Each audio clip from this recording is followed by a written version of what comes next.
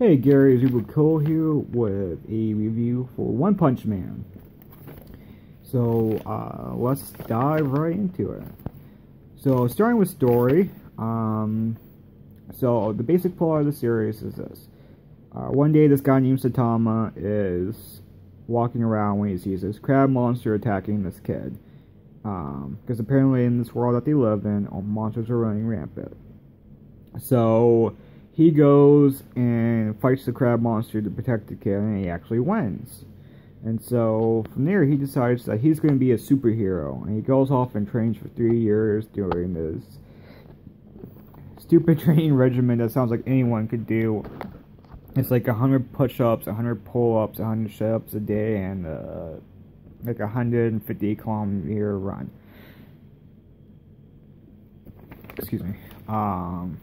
So he goes off and does that for like 3 years, I think the series says. And during that time, the Hero Association springs up, which is, you know, basically they're superheroes, you know, meant to protect the world and all that. So anyways, after 3 years, he's living in the city by himself that's overrun by monsters. He's just fighting them daily. And one day he meets a cyborg named Genos who asks him to be his mentor.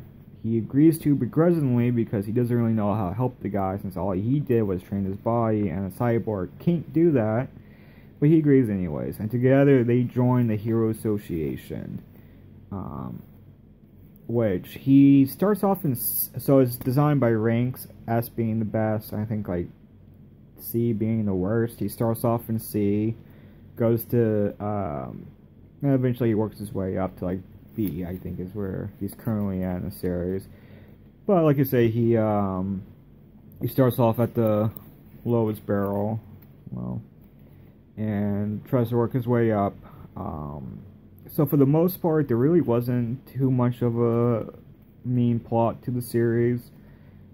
It's just now really starting to get one, with a few, you know, where now it looks like the monsters are starting their own association to combat the heroes, and there's an interesting subplot involving a character named Garou, who is a martial artist trying to become a monster by being up the heroes, because I guess he always identified with villains in shows and whatnot. But for the most part, throughout the series, there was almost no plot to speak of. It was just very episodic, monster of the week type of stuff. So I'm going to give the story a 5 out of 10 for now. I'm interested to see where they go with their ongoing plot, and potentially will increase. But for now, like I said, there really wasn't any plot for the very longest time. So I can't justify giving it higher than a 5 currently. Anyways, moving on to artwork. For the artwork, I'm going to give an 8 out of 10, very high, because the series looks great, except for Saitama himself, who is designed to look boring as fuck, and he accomplished that good job. Because goddamn, he is so uninteresting to look at. He's just bald, with a plain face, and you know, he doesn't even have a cool costume. He just has a cape and like a yellow jumpsuit. Very bland, very boring. By design, they did a good job of that, so I won't hate on them. The other characters do look really good, though. But yeah, I mean, although his by design, I can't give a series where the main character looks so boring any higher than 8. So that being said, let's move on to the characters themselves. So the characters themselves are going to get a 7 out of 10. Once again, Saitama is very boring. He's not, you know, he's not appealing to look at, and his personality is just, he's an average guy who decided to do this shit for fun. Kind of like how I'm doing this review for fun. Huh, go figure. Anyways, so, the other characters, though, are pretty interesting. Genos has his own kind of background, where he's trying to hunt down a cyborg, and, you know, that's fine, whatever. But he's also a little boring personality-wise, but I won't hate him too much. The other characters, though, like King, is interesting. Garou is interesting. Like I said, I like his personality, where he's trying to, like, being a monster because he always identified with the villains and always wanted to see them win in cartoons and stuff. So that's why he's doing what he's doing. And there's a few other side characters that are worth noting, like Fubaki and her sister, who I can't remember her name, but basically they're the psychic sisters. One of them, like Fubaki, is just trying to hold down the B rank heroes and have all of them work for her so she can like have an organization that she's the head of, and she's constantly trying to get Saitama to join her. And they kind of start like a little, you know, romantic interest in there that they're trying to throw in.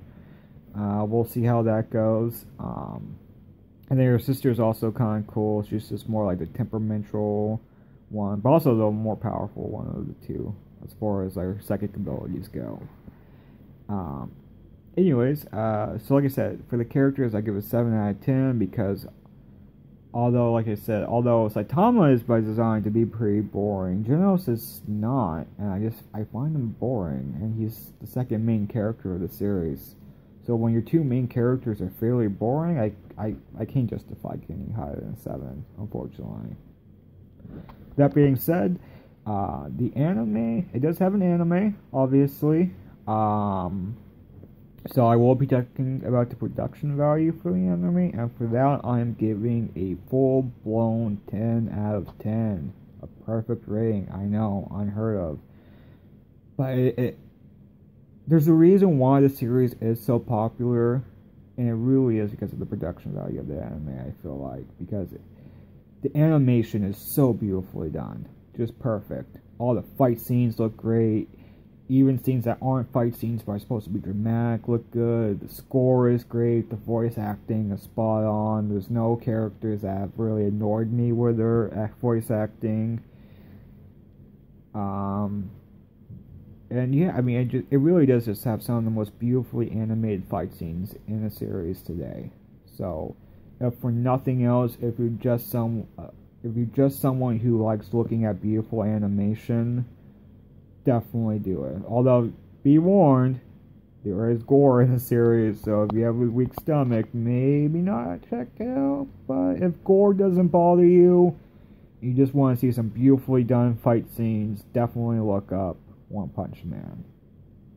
That being said, my overall grade for One Punch Man is an 8 out of 10.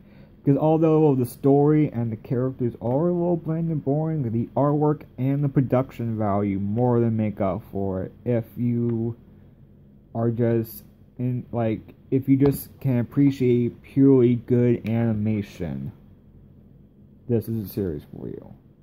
If you're someone who has to have a really amazing plot, I would recommend passing it by, because you're not going to get that here. You'll get, at best, an okay plot, at worst, a non-existent plot. So, and yes, that's my review for One Punch Man, 8 out of 10. I do recommend it to most people, unless, like I said, you're just a pure story fanatic, then you can probably pass this one by without worrying about missing out. So that'll do it for this review. Just quick rant though, if you're someone who likes to do Death Battles type shit with characters, stop doing One Punch Man. I'm fucking sick of it. He's a comedy character. He's not meant for that shit. He's always gonna win. Like, it's not fun to debate, oh, who won between Superman and One Punch? Oh, well, One Punch, because he wins in One Punch. That's how it's fucking designed. Stop doing it. Stop. Anyway, I ran it over. Have a good one, guys.